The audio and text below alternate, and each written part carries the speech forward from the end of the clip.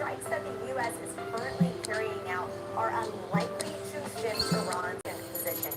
Meanwhile, the New York Times reports that Iran has rejected a ceasefire proposal that was delivered to Tehran by Iraq's prime minister, who recently met here at the White House with President Trump. According to Iranian officials, they did not want this temporary deal that did not ultimately resolve the idea of who has control over. Hi guys, welcome to my channel.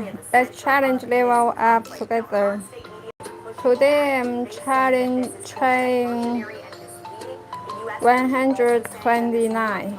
Let's do it. Not accurate. But in President Trump's words, Iran, he says, is not ready yet to get back to a diplomatic solution, to come to the negotiation table.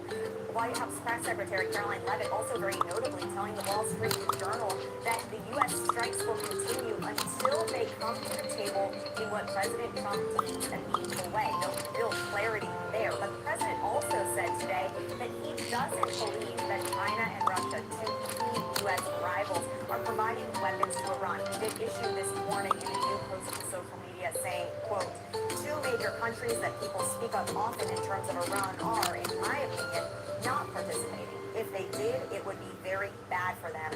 Certainly not in their best interests. Of course, we should also note that this directly contradicts testimony from Pentagon official Pete Hegseth. He said that China and Russia are at different levels enabling some of Iran's activity. I want to bring in CNN global and political affairs analyst, the Axios correspondent Barak Ravid, who's had that news-breaking conversation with the president. Also with us, CNN national security analyst Alex Blitzus. He's also the director of the counterterrorism program at the Atlantic Council and an Army veteran himself. Barak, let me start with you. Take us inside your conversation with the President of the United States yesterday.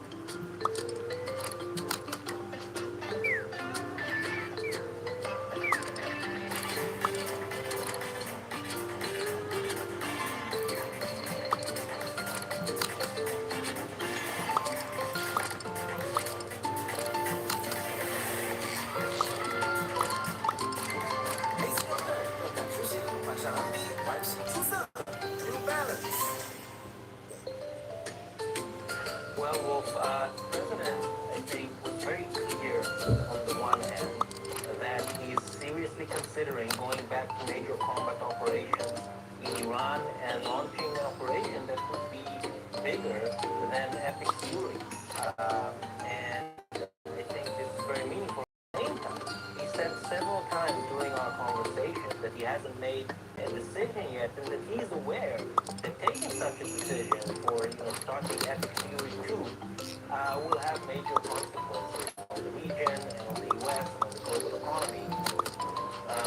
And so I think that the president is still undecided as far as I know, including last I checked was last night. He still hasn't made a decision to escalate, to go on an all-out war. And I think what the president wants to see still is if there is some kind of diplomatic offer. And I'll point out two significant issues. Number one, for 4 days now, there have been no attacks by Iran on ships in the Strait of Hormuz. One reason for it is the fact that the Iranian capability to attack ships has been significantly degraded. Another reason is that there are diplomatic talks over this issue. And this brings me to the second point. An Omani delegation is going to hold talks in Tehran today about arrangements in the Strait of Hormuz. This is very meaningful because what Oman and Iran will agree could be the diplomatic off-ramp that would de-escalate the situation. Well, what would a major escalation of this war, the U.S. combat operations, what do you think, Alex, that would look like? Well, at this point, we don't have any mass mobilization of ground forces, so there's been conversation in Washington, people making politicized statements that they're going to go finish the job. We can't really do regime change in the air, so what we're talking about would be sustained air and missile strikes again to attrit whatever remaining capabilities there are to conduct defensive operations along the strait, as Brock just mentioned accurately. They've been degraded, but also more infrastructure targets and other military targets inside the country. Let's not forget that there was a ceasefire in place with 4 U.S. Central Command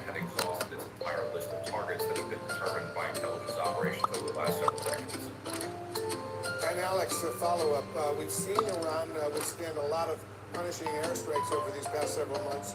What would the U.S. have to do differently now to get things going in the right direction? Well, that's precisely the question. So there's been a divide between the Israeli negotiators and the IRGC that's been made clear. Again, as Barack just mentioned, the Irani meeting with the Iranians is very important because the last time they met and discussed this, there was a proposal that the Iranians would have their border in the south, Strait of Hormuz, free of movement, free of tolls. The Iranians can sort of do what they want, and when they went back, the foreign minister said, Barack, I have to go back and get the National Security Council on board. Less than 3 hours later, 2 hours later, they responded by hitting ships and striking regional countries. So could you effectively remove those National Security Council officials? And I'm told it's not just Bahini, I'm told it's the IRGC Navy commander and a bunch of others. So that it's not just one individual holding this up. They have to collectively change their opinion. And is it financial? Is it others? There's been a face saving here. It's not really 100% clear what the military objective would be that would be sufficient to move them at this point. And Barack, President Trump told you yesterday that Iran wants to negotiate. So why does the president not take that offer right now? No, so he said that the Iranians want to negotiate, but at the same time he said that he doesn't think they're ready to sign a deal on his terms, and that's why he said that they might need to suffer some more pain before they agree to his terms. By the way, Yes, I think, did it. at least what I hear from a lot of people,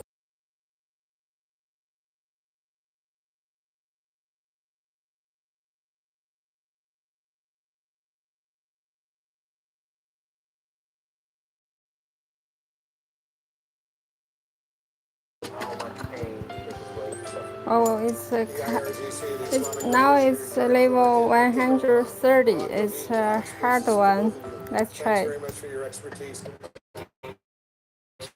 Combined strategy, exploration, resource management, PvP and PvE battles, plus a whole lot more. I suggest you give it a try.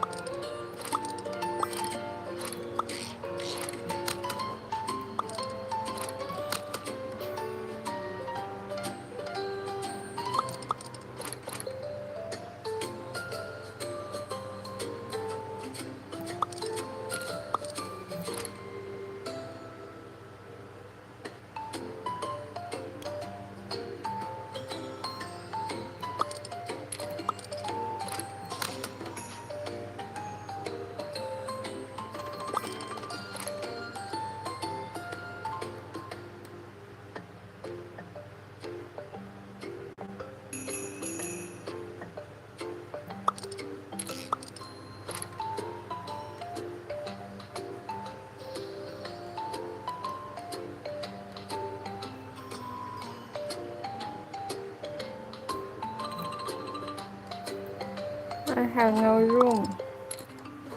I trading.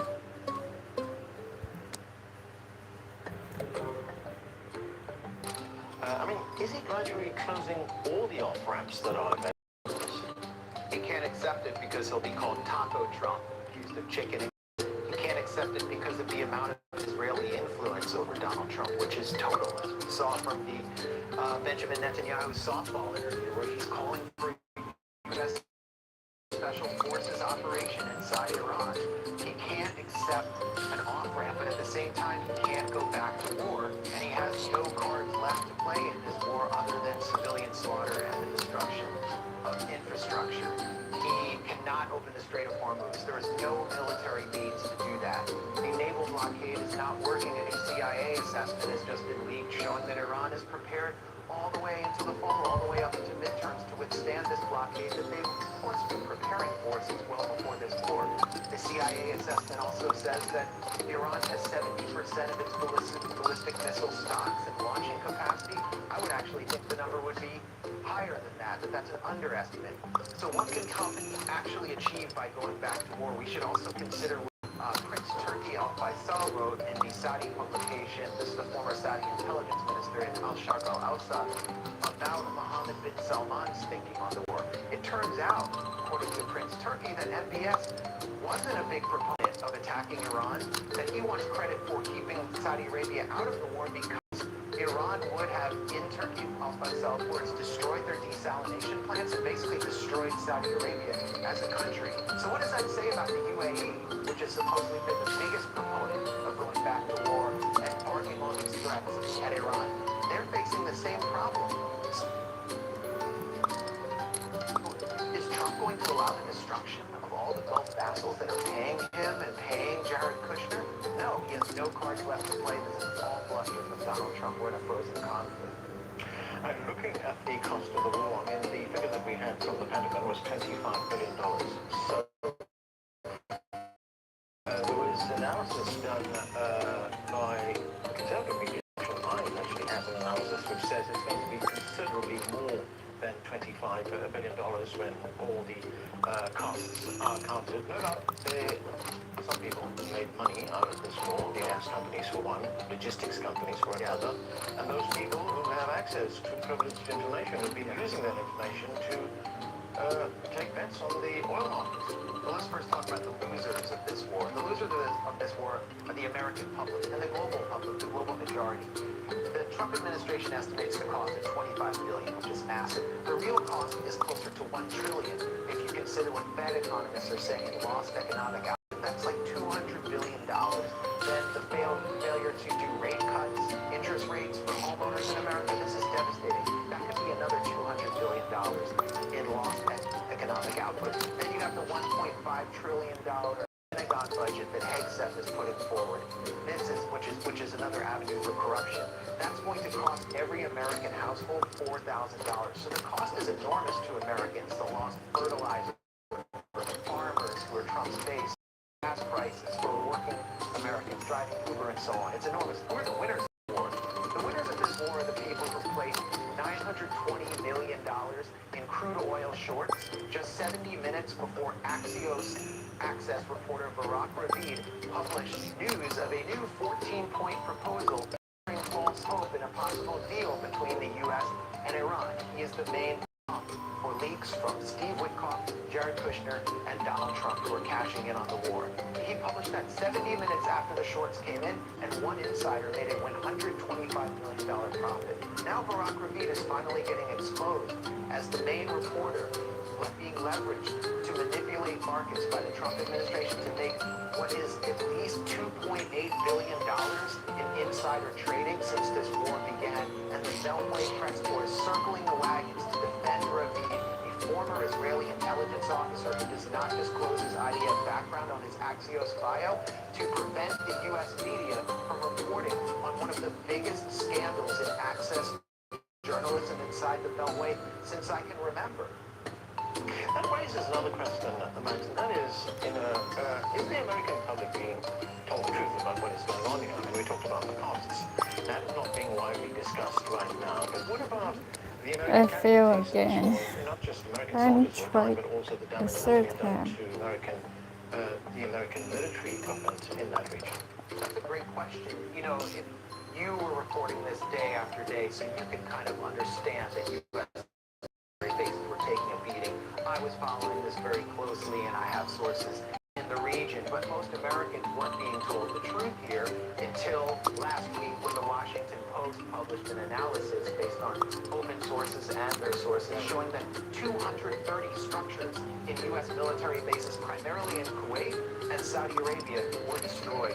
I mean, we're talking about $1 billion radar system that was the eyes and ears for the U.S., not just in the region, but all the way into Russia at the Al Udeid Air Base in Qatar. And so most of these bases are now unusable, and the U.S. is having to shift operations to, for example, Nevis base in Israel, where the U.S. is actually considering permanent basing because that's the only places where they're protected. So the U.S. public doesn't even understand one of the effects of Trump's war is the complete loss of Israel military control on the ground, which has also been used to prop up these dictatorships by repressing their own population, particularly Bahrain. Looking at the diplomatic track, I mean, as we discussed, President Trump has rejected these latest proposals from Iran. We understand that during the first round of negotiations that took place in Pakistan, that was the delegation that was headed by the Vice President, J.D. Vance, that the U.S. delegation was constantly in touch with the Israelis during negotiations. Yeah. So I'm wondering, how big a role is just the Israeli government, but the Israeli lobby in the United States playing in shaping these discussions where it gets to? Yeah, we know J.D. Vance got his phone call in Pakistan from Netanyahu basically How telling many him, yellow stop trying to make bags? a deal. That's not what you're there to do. This isn't a real negotiation. You're there to actually extend the war. And now we see, since J.D. Vance has returned, he is being frozen out of the Trump negotiating team by Jared Kushner, whose public investment firm, whose investment firm has received 99% of its own revenue from foreign states, most of them being the Gulf states, including the UAE. Jared Kushner is just appointed as the main advisor for Steve Witkoff on the Strait of Hormuz, someone named Nick Stewart from the Foundation for the Defense of Democracies, which was founded as an Israel lobby organization, which is an Israeli intelligence front in Washington. Nick Stewart has actually publicly denounced the concept, the very concept of negotiating with Iran's reformist leadership, including its current elected president, Pezeshkian. He's opposed to negotiations, and he was just added by Jared Kushner to the negotiations for an Israeli front organization. This whole war is the product of the Foundation for the Defense of Democracy's long-term blueprint and their access to the Trump administration. And many people will say, no, this war's all about the bad advice Donald Trump was getting. That's not true. The FDD lied to Trump, deceived him and the people around him, and manipulated this entire process, and now they're getting exactly what they want, because this war has benefited Netanyahu and Israel in many ways, while it has harmed the U.S. empire. I want to get to another sense of the conflict, another flashpoint, and that is what is going on in Lebanon right now. I mean, Israel continues to bomb Lebanon. Hundreds of people have been killed there. Large parts of the country have been destroyed in the Israeli bombing. We understand that in this latest Iranian response to the United States, they're holding very firm on their condition that Israel must stop its attacks before there be a wider, more comprehensive agreement. I mean, do you see that happening? Can the U.S. stop Israel? The U.S. has no intention of stopping Israel, nor does the Lebanese government, which actually has no mandate for its upcoming negotiations in Washington on Thursday. In fact, the negotiations are legal, according to the Lebanese constitution. The Lebanese government of Joseph Nawaf Salam, who controls no party, has no popular base, it's just a functionary backed by the U.S., are completely selling out the Lebanese public and allowing Israel to attempting to establish a buffer zone in southern Lebanon. Israel knows it can't destroy Hezbollah, and they have woken up to the fact that Hezbollah is stronger than they thought it was after the 2024 ceasefire. So their objective is to Hezbollah's support base among the Shia public by pushing it out of the buffer zone. The problem for the Israelis is these FPV fiber optic drones have been wreaking havoc on their positions there, and they have no answer for them because they can't jam the signals. And these FPV drones are doing much more than hammering Israel's armored personnel carriers. They're hammering the psyche of the Israeli public as elections approach in Israel, and a powerful opposition is forming against Netanyahu.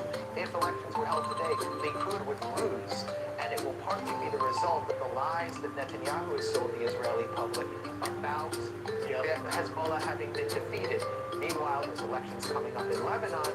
30% of the Lebanese public is Amal and Hezbollah and supports defending Lebanon with arms. Then you have the Sunni public, which does not support normalization, and this government, with no mandate, in violation of Lebanese law, is pushing normalization under the cover of peace. Just got a couple of minutes left. I want to get to something else, another development here. There was an opinion piece which was published in The Atlantic. It was written by the conservative writer Robert Kennedy. He's a senior fellow at the Brookings Institution. More importantly, that things will change. Talking about things will change in the Gulf. I'm surprised that this came from Robert Kagan. In a way, I'm surprised because he is a very strongly anti-Trump figure from the kind of second line of neoconservatives, whose wife, Victoria Nuland, served both Dick Cheney and Democratic administrations. So what you're seeing here is a cold, hard, hegemonic perspective, Robert Kagan being the co-author of the Project for a New Century, call for a benevolent U.S. hegemony after the collapse of the socialist bloc, along with William Kristol, who is strongly anti-Trump. And they understand that this is very much Donald Trump's war.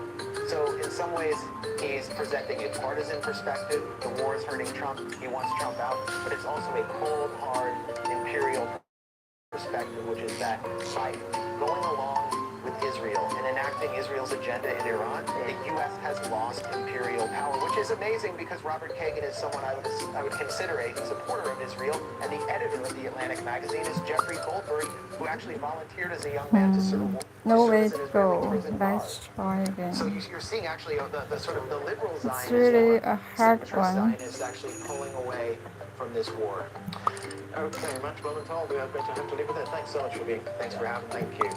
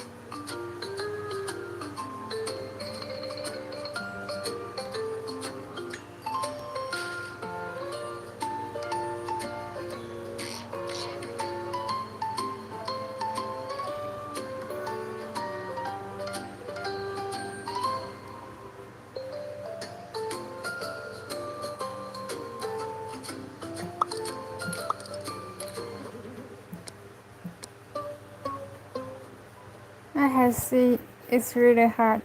I'll try again later.